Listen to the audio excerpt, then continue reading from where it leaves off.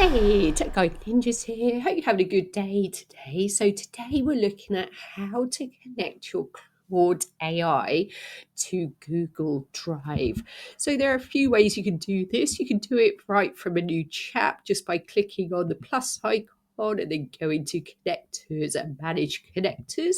The other way is to do it from the left-hand side by clicking on your profile, then clicking on settings, then connectors. So you can search for different connectors here by clicking browse, but I can see Google Drive here, so I'm going to click on connect.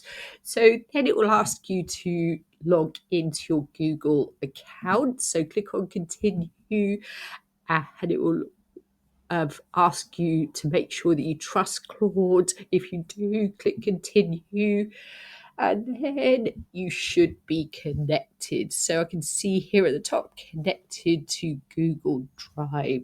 So once you are connected, you can click on from Drive and ask specific questions about stuff in your Drive, which is quite handy, or ask Claude to look for files or analyze files.